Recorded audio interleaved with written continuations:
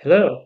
Today I'm going to talk about another fail of sorts that a lot of people send to me frequently and want me to do a post about. And this one isn't a particular building or project, but rather an entire style of architecture. As you can see, I'm talking about brutalist architecture. Now, this is one that a lot of people have a lot of different opinions on. Some people love it, most people hate it, and there's not too many people in between. But so I guess first, what is brutalism? It's a style of architecture that really kicked off after World War II. It's an offshoot of the modernist style of architecture, and basically, it's sort of a raw, unfinished version of modernism, to put it in layman's terms. Basically, it's you've almost certainly seen it before. It's lots of concrete, lots of angles, lots of hard edges.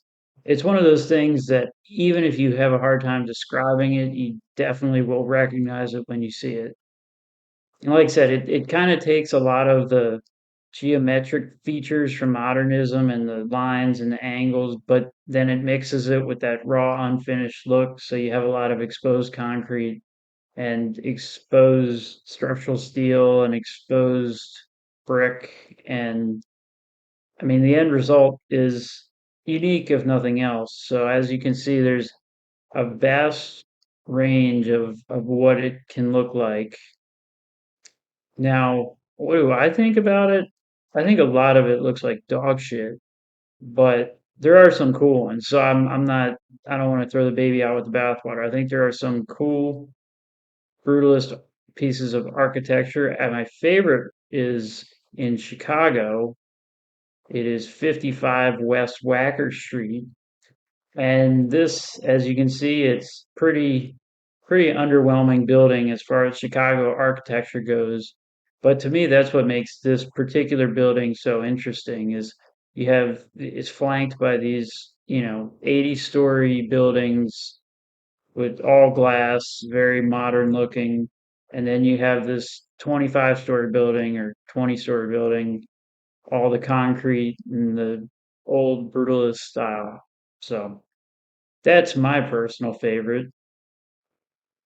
Like I said, there's a lot of people think a lot of different things. One of the most notorious pieces of brutalist architecture is Boston City Hall, which is was voted in 2008 the ugliest building in America, or maybe it was in the world. I forget, but a lot of people hate it. A lot of people were calling for it to get torn down basically as soon as it was built. But I don't hate it. I think it's interesting. I mean, it's obviously not a shiny glass tower, but to me, the thing that makes brutalism so interesting is it's the contrast that it has when it's left in modern cities. At this point, so much of it has been torn down because people think it's ugly and stupid, and there's not enough windows, and there's a million things wrong with it. So to me, the interesting part of it is when you see a building like this, and then you see it in the middle of a modern city like Boston. So that's what I think about that.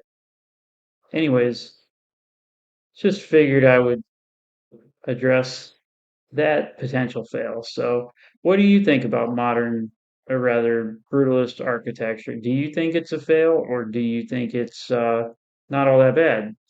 And what do you think about the future of brutalist architecture? Do you think we should make a point of saving these old classic pieces of brutalist architecture, or do you think we should tear them all down because they're ugly and look like shit?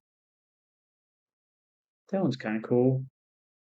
And actually, one interesting note is that in the mid 2010s, brutalist architecture has actually started to make a comeback.